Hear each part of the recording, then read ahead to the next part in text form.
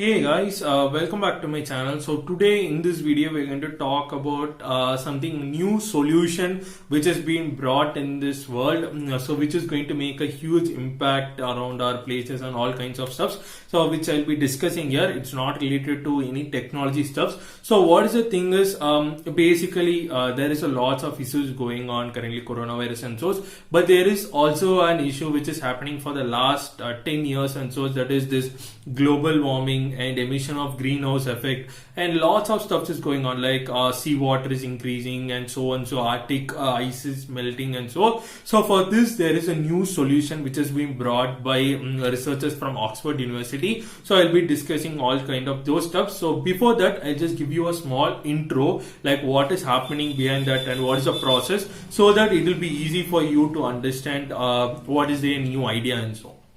So the first thing is like in our day-to-day life currently and like previously, maybe like 10 to 15 years back, there was a huge consumption of this fossil fuels, in the sense like where some waste materials, maybe wood and so, which is being buried in the ground, and when it start decaying and when it undergoes combustion process and so, after maybe like 50 to 40 years, then it can be converted into fossil crude oil, which we're using nowadays as petroleum, diesel, coal, tar and all kind of stuff. So this is what the first thing is. And for doing this process, for doing this completion of this process, they'll undergo a process named as combustion, where it will be burned, like it will take carbon dioxide from the atmosphere, and it will just burn and it will then decay, and all kind of stuffs will be done, and then it will be converted into this fossil crude oils and so,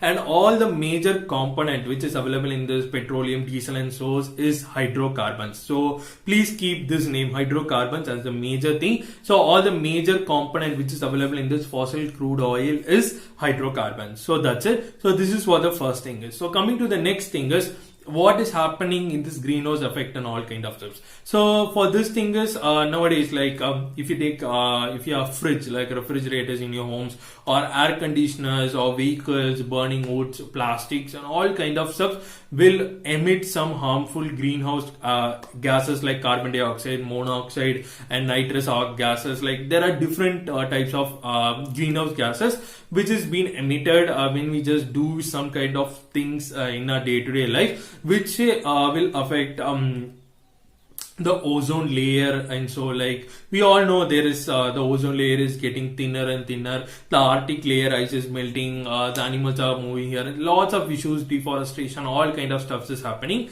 And coming to the next thing is there is a common notice, like everyone knows that this fossil fuel is going to be extinct soon, in the sense that we need a supplement for like a change for this petroleum, diesel in our day-to-day lives. So for this, what was the new solution was renewable energy, in the sense the energy from sun, like solar energy played a very important role, electrical energy played a very important role. Like, you know, there are like new electrical cars, electrical motors, scooters, vans and so are increasing, and adding more to it, there are new implements in industry's point of view, like solar panels, like where they'll use energy from the sun so that they'll save some energies for the future generations. And so different kind of implements has been done in different countries, and different peoples are working around it around the globe. So this is also happening right now. So this is what the basic intro. And so coming back to the thing is, now what they are doing, what this Oxford University people has done is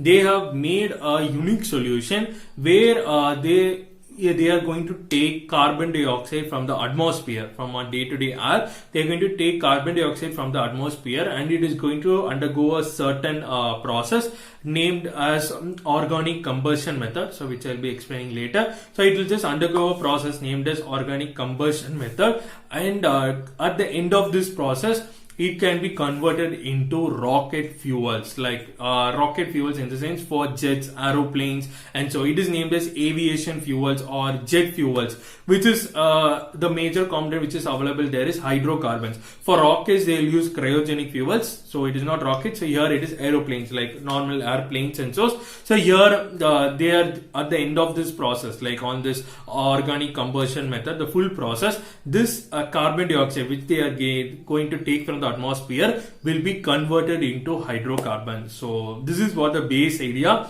of this new solution. So the next thing is I'll be explaining what is this organic combustion method, and so I'll just make it quite simple. So what is the thing is, first they will take carbon dioxide from the atmosphere, and it will just undergo a process named as hydrogeneration, like where oxidation, redox reactions, all kind of stuffs will happen. That reaction is named as reverse water gas reaction. So what is this reaction is basically they are just reversing the process what fossil fuel is doing. In the sense, like fossil fuel, what it does is it just takes carbon dioxide, it just do all kind of stuff. It does all the decomposition, burning, combustion and so, and at last we are getting hydrocarbons. So here that same process they are just going to do it, but here they are going to use that carbon dioxide as a main problem, like main substitute. Instead of taking those burning woods or waste woods, here they are using just the carbon dioxide, and here they are using some little reactions to convert this carbon dioxide into hydrocarbons, like hydrocarbons in the sense the like fossil crude oils and all kind of stuff. So this is what is the first method, and the second method is normal natural purpose, like all this decaying, all kind of stuff, which will take plenty of years. Like I think so all people know about it. So we'll just talk about it, talk about this thing. So the first thing is like they just take this carbon dioxide, it will undergo a process named as hydrogeneration, where this carbon dioxide will be converted into carbon monoxide, that is CO, and then this carbon monoxide will again undergo a process named as FTS, Fischer Tropsch synthesis. So where this carbon monoxide will be converted into hydrocarbons plus some chemicals, compounds and so.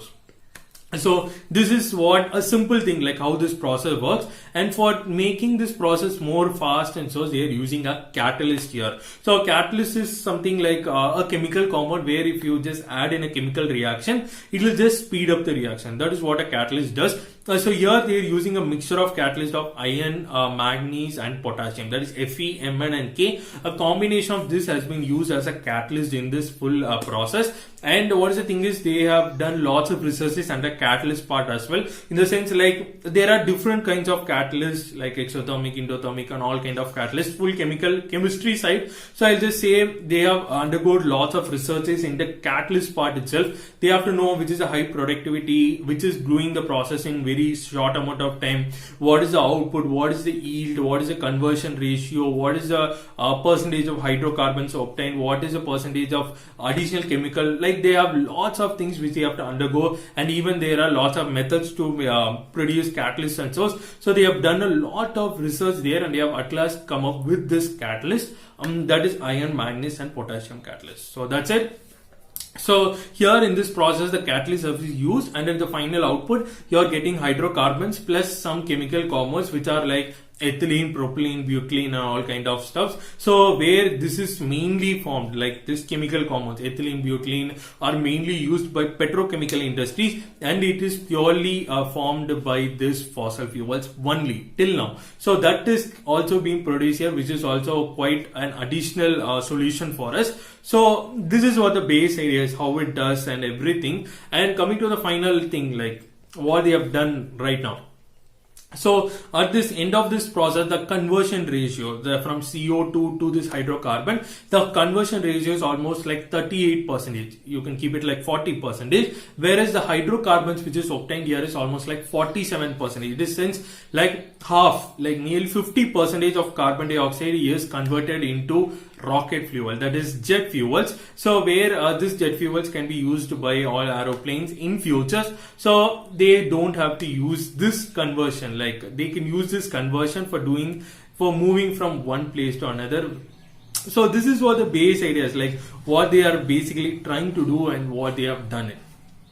So this process is currently in the initial stage, because they are just planning to increase their efficiency, to come up with new ideas and all kind of stuff. But what is the base thing is, a new solution has been proposed and it is accepted, and it is also published as a paper as well. So I'll put the link in the description where you can download this paper and you can know more about this catalyst part, how the catalyst formed and how this reaction has been enabled, what are the abstracts, like what is the basic ideas, stats, all kind of things you can see. They have done lots of tables like how they have done, and all kind of things are available in that research paper. I'll put the link in the description. You can directly check it out. You can download it and check it out. But what is the thing is, this is like an initial stage, and in future we can expect like all aeroplanes, they doesn't need any fuels from us. They can just use this carbon dioxide which is available in the atmosphere for using as their fuels. So this is what the base area is, and if it goes well, this can be implemented in all places,